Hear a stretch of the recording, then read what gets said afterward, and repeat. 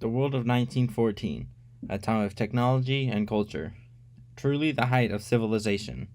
So let's have a war. Everyone knew a big war was coming. France wanted the Alsace-Lorraine, which Germany had taken. Germany wanted everyone's everything, and they were building a big navy that was making Britain uncomfortable. The Austria-Hungary Empire believed it was the best, but the people living within it didn't think so. Everyone was talking about each other behind everyone's back.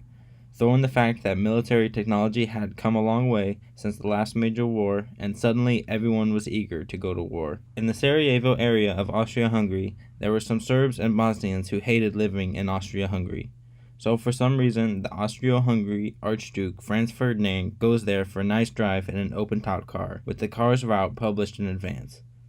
Some assassins were waiting for him, and when he passed them, they threw bombs at his car, but they missed and blew up some officers behind him. Franz goes to visit the injured officers in the hospital, except the driver took a wrong turn and by sheer coincidence gets stuck by one of the failed assassins, who shoots him. Austria-Hungary believes the Serbian government had something to do with it, so Austria-Hungary sends a long list of impossible demands to Serbia, and when Serbia refuses, they declare war. Austria-Hungary and Germany are allies. Serbia is allies with Russia, who is allies with France, so they all declare on war on each other. Britain and France have a kind of alliance, but Britain decides to stay out of it. This is good news for Germany because they have a plan.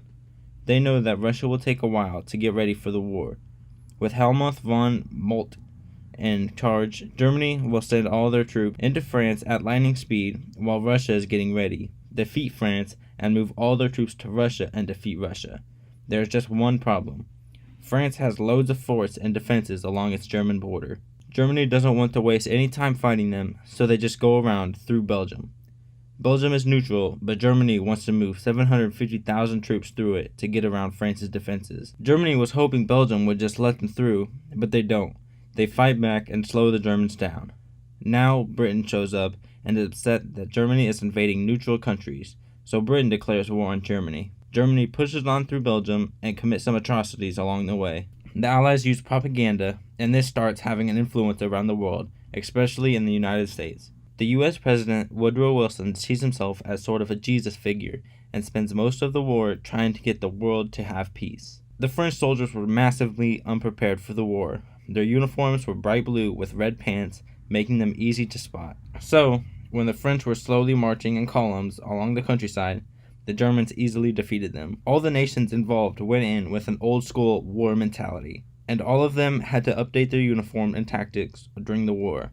This war was going to be like nothing anyone had ever seen before. Russia is ready for war way faster than anyone expected. Austria-Hungary attempt to invade Russia, but get smashed, so Germany has to send troops east to defend against the Russians. Austria-Hungary's army is led by Konrad von Hotzendorf, but he isn't the best military strategist. Austria-Hungary gets smashed by Serbia, who repels all their invasion attempts. Around this time in the north, the Germans defeat the Russian Second Army at the Battle of Tannenberg. On the western front, the Germans continue advancing and are inside of Paris. At this point, it looked like Germany was going to get a quick victory. The French commander-in-chief ordered his armies to stop retreating. In the resulting battle at the Marne, a gap opened up in the German lines. This forced the German army to retreat. The Allies launched a counterattack, so the Germans dig into defensive positions, and the Allies do the same. Both sides move north to outflank each other. When they reach the sea, they are in a stalemate with trench systems running from coast to Switzerland, the beginning of trench warfare on the Western Front. Here's how trench warfare works. There are two opposing lines of trenches with no man's land in between. One side would pummel the other with hundreds of artillery shells, sometimes for days at a time. Then, the attacking troops would rush across no man's land. The defending trench would fire machine guns on the attackers. The attackers would send wave after wave until either they gave up or the opposing trench was finally overrun. There would be months and months of fighting and the death of thousands just to gain a few kilometers of land. Living in the trenches was hard. There were corpses, mud, pools of poisonous water, rats, and disease. Millions of soldiers put up with these conditions. Both sides were stuck in a stalemate, which meant this war wasn't going to be about taking territory, but simply wearing each other down. The Allies had plenty of men to expend from its global allies, and the British also started a naval blockade. Both sides wanted a shorter war, so they both looked for new ways to break the stalemate on the Western Front.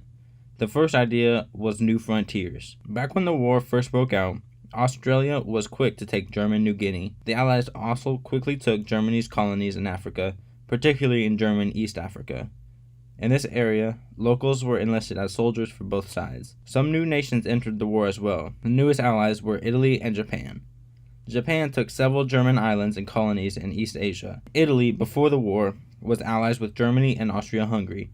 But after the Allies promised to give Italy parts of Austria-Hungary, Italy joined the Allies. Italy opened up a front in the mountains, but was stuck in stalemate for most of the war. The Central Power's newest ally was the Ottoman Empire in the Middle East. The Ottomans were divided on whether or not to join the war, since they had been exhausted since the First Balkan War. The Ottoman entry to the war concerned the British, since the Middle East was full of oil. The Ottomans first tried to attack Russia, but failed.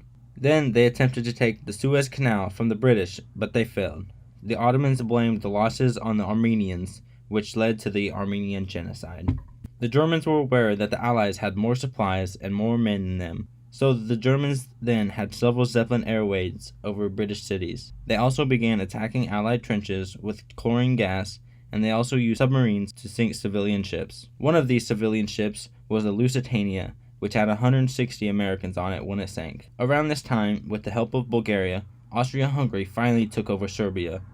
Also, Portugal entered the war on the side of the Allies. The only sea battle occurred around this time as well. One of the longest and bloodiest battles of the war started when Germany launched an attack around the French city of Verdun. In order to draw the Germans' attention away from Verdun, the British started the Battle of the Somme, which had nearly 60,000 British casualties on the first day. The Russians had been getting pushed back into their own territory.